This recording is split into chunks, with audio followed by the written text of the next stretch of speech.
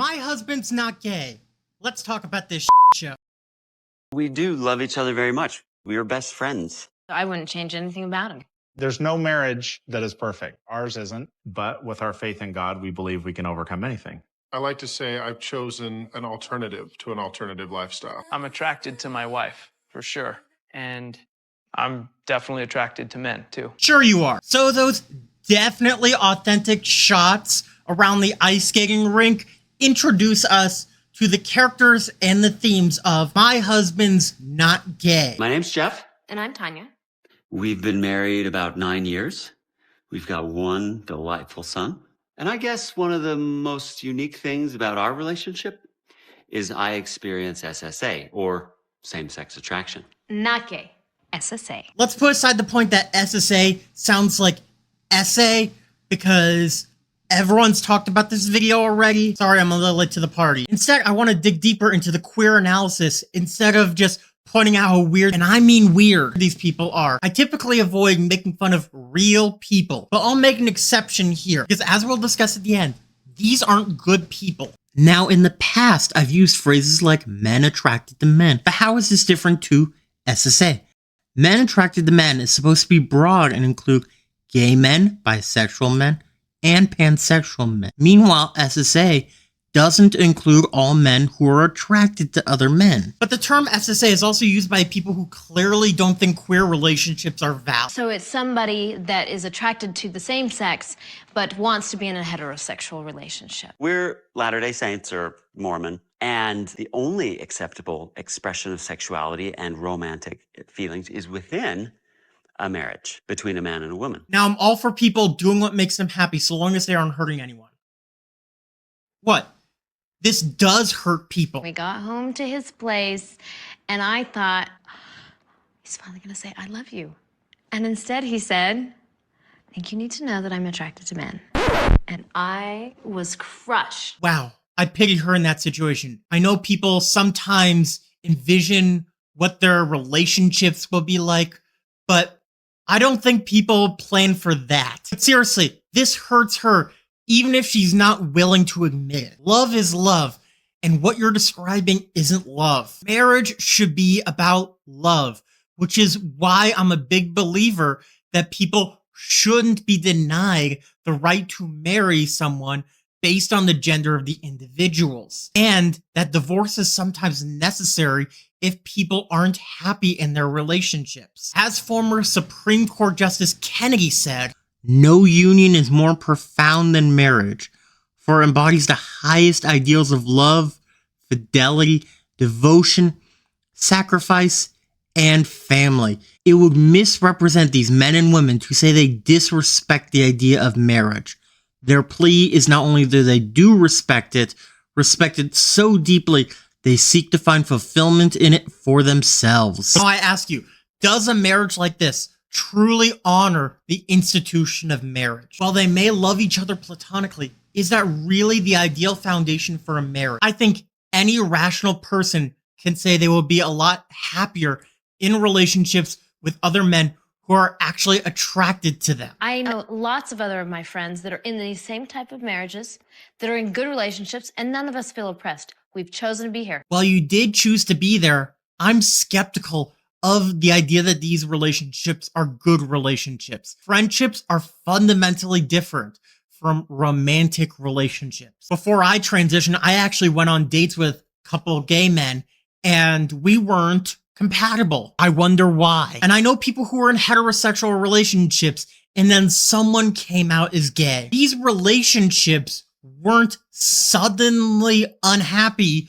when they came out. They were bad to begin with. Gay people and straight people can be great friends, but not couples, because it's a different kind of relationship. And I have been married for 8 years. We met when we were 15. I was always interested in him, but the feelings weren't reciprocal for obvious reasons. I feel bad for these women. I really do. Ladies, don't settle for gay men. Same goes for straight men and straight women. If you're not attracted to someone, then don't marry them. Growing up, I thought for a long time that I was gay.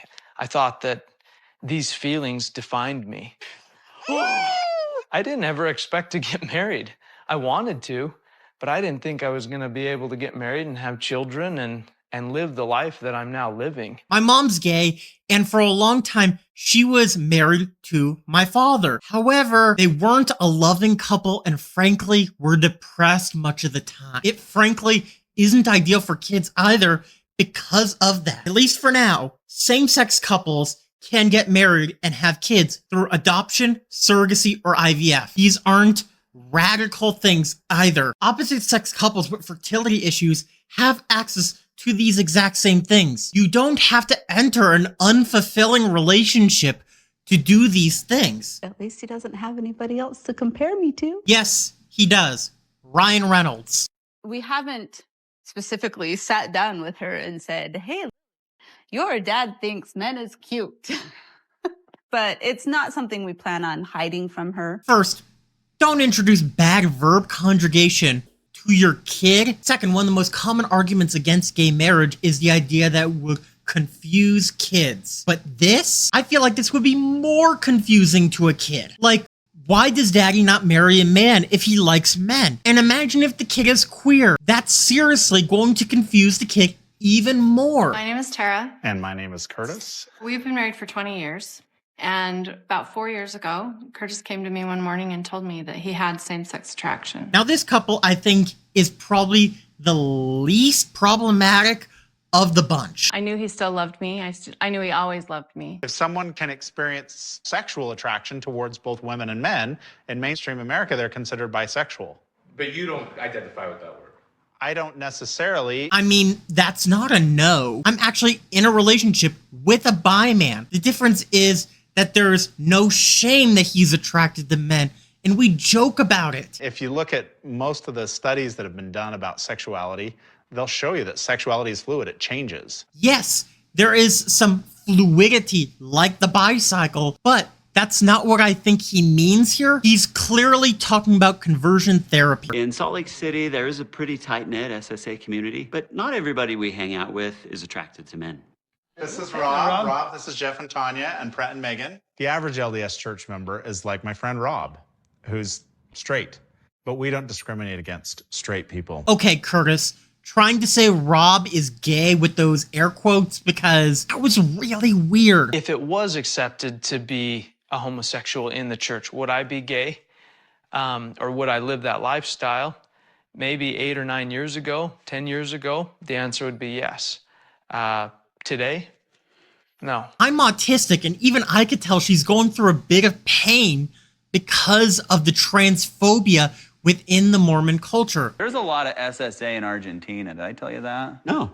Yeah, that's a big problem down there, too. First off, I have no clue what the hell they're talking about with Argentina. Second, being attracted to someone of the same gender is only a problem among those who see it as a problem. As I've laid out and will continue to lay out, there's more issues with not being yourself than with queerness itself, which there isn't even a problem to begin with. In the Mormon faith, we do not practice homosexuality. See, we believe in procreating and making children. If the Mormon church's only reason for this was because they want people to be fruitful and multiply, then they aren't really addressing the issue. Same-sex couples can make children via surrogacy, IVF, or sperm donation. However, instead of allowing same-sex couples to do that, they instead don't allow them in the Mormon church. Not to mention, not all opposite-sex couples are able to be fruitful and multiply because lots of opposite-sex couples can't naturally conceive either. However, there isn't this same pressure on heterosexual couples who can't conceive naturally. Nobody in the Mormon church is condemning straight men with non-viable sperm. So why is there this same pressure on queer people? It's because of homophobia. What the LDS church teaches is that behavior is a choice, that choosing to act on these feelings is what it's all about. Having the feelings, not so much. I call the fact that you make a distinction between SSA and gay is a clear example of this. Not to mention, the Mormon church is infamous for much of the conversion therapy camps in the US. And a big principle found in these camps is the idea that you can literally change who you are attracted to. Even though that's bull, and trying to change who you are actually attracted to can be quite dangerous. It would make no difference whether Pret was going and having inappropriate relationships with a man, or if I was going and having inappropriate relations with a man. Infidelity and queerness are not the same thing. Infidelity causes harm to others, and queerness doesn't. Those are good straight cuts. Yep, straight as a gay guy. So they can make gay jokes and I can't? I don't feel like I fit the mold of guys that are attracted to other men, other than my deep and abiding love for Broadway show tunes and the attraction to males. Those are the two things that are kind of gay about me. I don't fit in with the other AMAB people who live full-time as women, other than my deep and abiding love for pickles, and the fact that I'm AMAB and live full-time as a woman. Those are the only things that are kind of trans about me. When I'm out with the guys, yeah, we'll look at other guys for sure. And that's not part of the gay lifestyle? The danger scale goes from 0 to 4. A 1 on the danger scale is you notice, you look. A 2 means you looked again. A 3, you'd be tempted to turn around and look again and again. 4 pretty much means you're requiring restraints. Based on this danger scale, it's very clear they have worse impulse control than Cookie Monster in a bakery. I'm a recovering addict, and most of the people in recovery have better impulse control than looking to needing restraints. Honestly, it's probably because these guys are so repressed that they feel like they need restraints in the first place. Because the average gay man doesn't need restraints if they see a really hot guy. I'm just saying. I want to meet a girl and like her and say, by the way, I'm attracted to guys. And that's what my friends have done, and they've made it work. I don't think that's something women necessarily will feel reassured about. Also, you're kind of playing fast and loose with the whole meaning of making it work. So we can set you up? If he's tall, just kidding. No homo. You're sure you want us to set you up with a woman? Well, I'm interested in men. I'm just not interested in men. Do you see what I'm saying? No. I've got a friend of mine that I'd like to set him up with. She's a little quirky herself. Quirky enough to want to date a semi-closeted gay man? How about like a dinner party? We could have everybody over. You're all going to be there for my blind date. Oh, yeah. Promise me you'll make it as awkward as possible, and I'll come. Come on, this is us. This is going to be great. I know I said how these people deserve to be mocked for being horrible people, but Seinfeld-esque behavior wasn't what I was talking about. When you're married to an SSA guy, he tends to be your girlfriend and your husband, and so you isolate yourselves from your real girlfriends. I'm not exactly sure what she means by girlfriend. Does she mean talking about attractive guys? Because that's not weird when you're in a relationship with a bisexual or pansexual guy. Because we're Mormon, our guys don't go to the bars and drink. They don't, sit around and play poker or go to strip clubs together or anything like that. I'm sorry, strip clubs? Correct me in the comments, but that's not exactly common for married men to do, to go to a strip club with their buddies, right? It's so healing for them to have these good non-sexual relationships with guys that they can just go and be guys with. So friendships with queer men are healing for homosexuality? Oh, now when I say hello, Mr. Thompson, and press down on your foot, you smile and nod. No problem. Hello, Mr. Thompson. I think he's talking to you. Wow, this is stunning. Arizona's better. When I heard about SSA, I was taken aback. Really, a lot of questions just flooded my mind. So are they gay or not? I get a little defensive when somebody calls my husband gay. Not that I think there's anything wrong with that. Ah, the Seinfeld deflection. We're not gay. Not that there's anything wrong with it. And honestly, if you believe there was nothing wrong with being gay, you wouldn't be in a documentary called My Husband's Not Gay. It was a thing that he wasn't ever going to tell anyone. He wanted to go to his grave with it, but it just got so out of control that he couldn't hide it from me anymore and live a double life. I felt the same way about being trans, but I chose to be myself instead. It was easily the best choice I ever made. I'm not sure how you honestly deal with that in a marriage. They must have great relationships with each other to be able to overcome that challenge together. That's such a wild take and shows a massive cultural divide between my response in that situation would have been, so is he bi or pan? What made you brave enough to decide yeah, let's get married. Brave isn't exactly the word I would use. My husband always jokes and says he likes his women to be women and his men to be men. That's what Jeff says too. Yeah. That may be the gayest expression of all time. Also, isn't there the stereotype about Mormons? The fact that you used a word of my man and my woman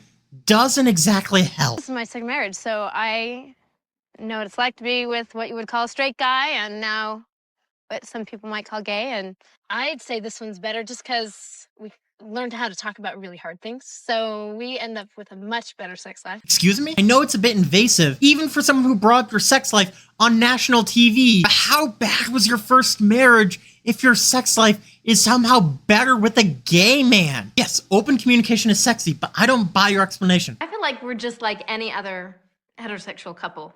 We have sex, once a week, probably more when we have time. If you're enjoying this video and want to see an uncensored extended cut, please become a patron. I've got jokes I can't say on YouTube, so head on over there if you want to see it. That's patreon.com/SallyPrideDrag. And remember, that's pride with a Y, because why not? Thank you to my patrons, YouTube channel members, and hopefully TikTok subscribers, because as of the time of recording this, I have no idea what the hell's happening. Without you, this video couldn't have been possible. Now let's get back to the video. I get you all an appetizer to start? You know, your hummus looked good. Your hummus plate. It's excellent. Great. We'll try it. Okay? Thanks. So did you guys notice anything?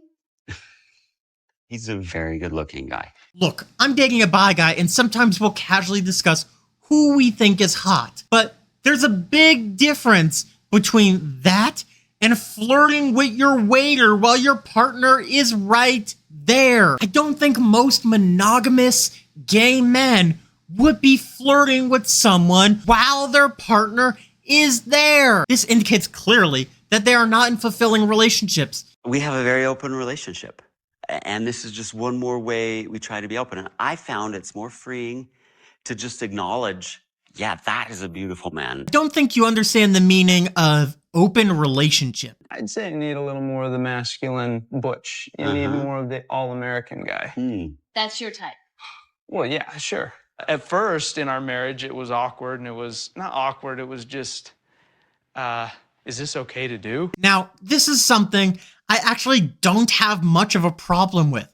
My boyfriend and I are bisexual-ish, and we sometimes talk about our preferences in other genders, but in a more casual way. You know, not everybody's dangerous, and that's good. That's a relief. So what do you mean by dangerous, though?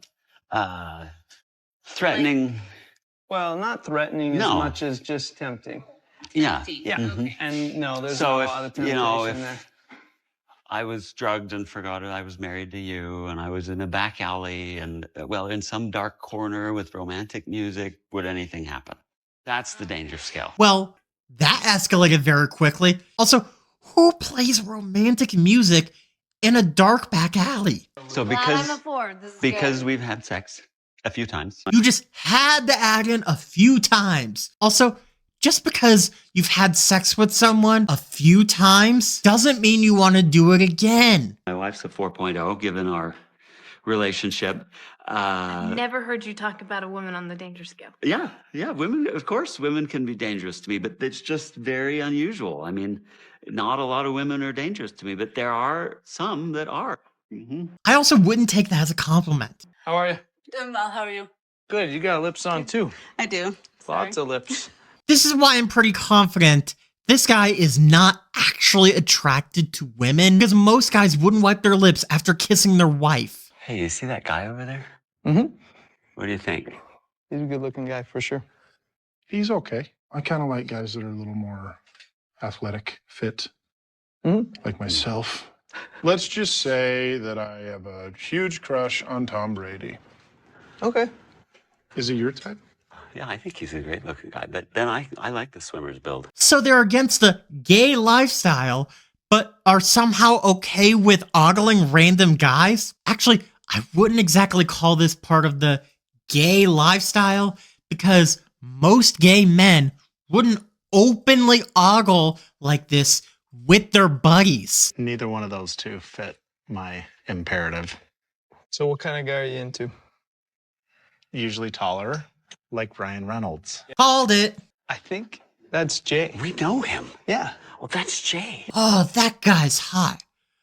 Oh, know him. These guys are so weird. I'm not afraid to be called gay. I just feel like it's not real accurate. I don't feel like the label totally describes me or who I am. And sometimes I feel like if someone says he's gay, it means that you're in relationships with men.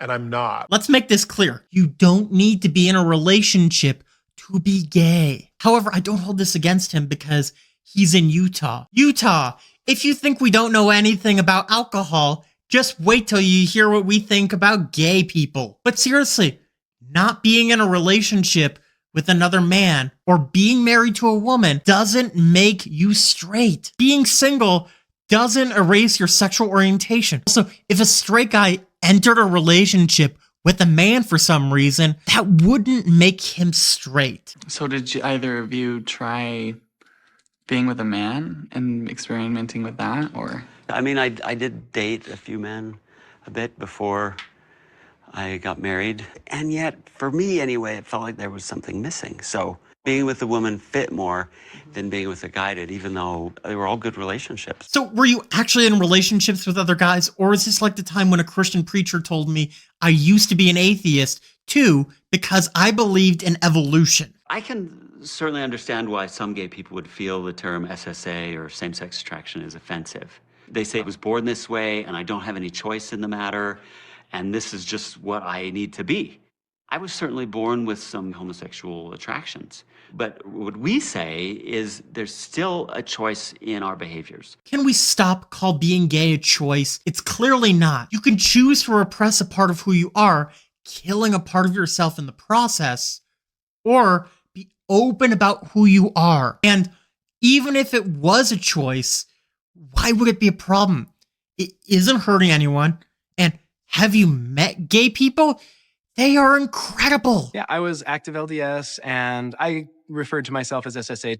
I was committed to, that path of either celibacy or possibly marrying a woman. People say be true to yourself, and to me, am I supposed to be true to this or am I supposed to be true to that? Because neither one of them feels exactly optional to me. Over time, I decided that gay wasn't a big bad monster that other people seemed to think it was, and the word gay wasn't going to define me. I was going to define the word gay. This is beautiful. There's a lot of stereotypes that come with each identity, and it's about finding your own way about it. Jay is also an example of how trying to be someone you're not doesn't work. Just because you feel like you don't neatly fit into a box doesn't mean you have to force yourself and potentially someone else into an even more uncomfortable box. Own your box and make it your own. Ever been tempted to try this side of things?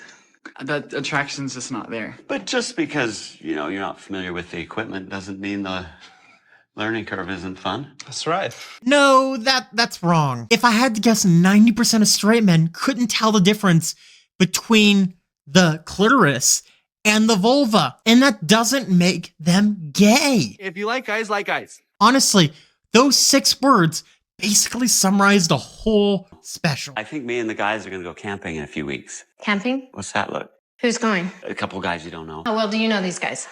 I don't know them very well, actually. That's so awkward, and also a sign of what repressing yourself looks like. I would say it's not fair to her, but we'll get to that. Do you remember the incident that happened at the house a couple years ago? There was one time a couple of guys slept over at my house, and let's just say things got a little out of control. Not exactly breaking the polygamy stereotype, are you? But in all seriousness, this is one of the many reasons repression is bad. It hurts you and those around you. He will most likely be happier in a monogamous relationship with another man if the pressure of the Mormon church wasn't breathing down his neck. Biggest concern going into this date right now is if I'm going to have any attraction to this girl. That's a big red flag. Probably not as big as a red flag as the quadruple blind date they're having. I didn't want Emily to have any preconceived notions about Tom before the date.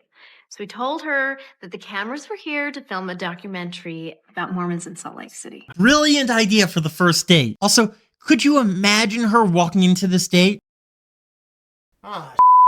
It's TLC. Does this girl know that I am super into dudes sometimes? If you have to ask. I can't guarantee that we won't joke tonight. Let's around guarantee. her. Let's try to get a guarantee. Not even the characters on Always Sunny in Philadelphia would do this. Unless I'm forgetting the episode where they set a gay man in denial up with a straight woman and mocked them relentlessly for it on national TV. They were basically trying to prank this woman on national TV. Things are going well, so if we could just put off any SSA conversation for as long as humanly possible, that would be great.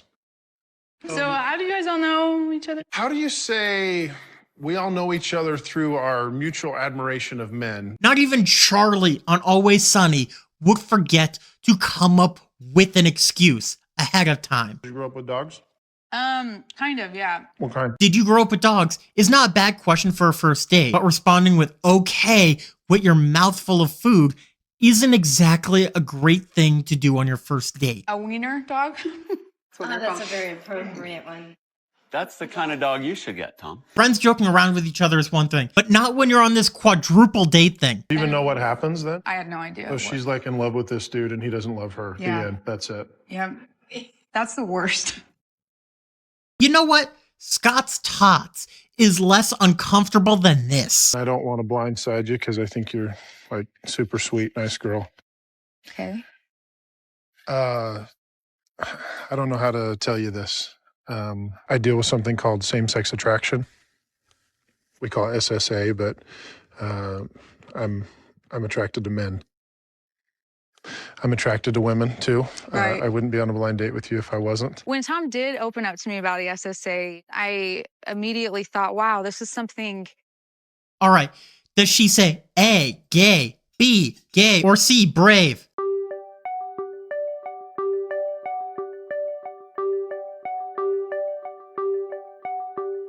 Really brave of him to do. I think she handled that okay given the camera on her face. What is it that you want the most?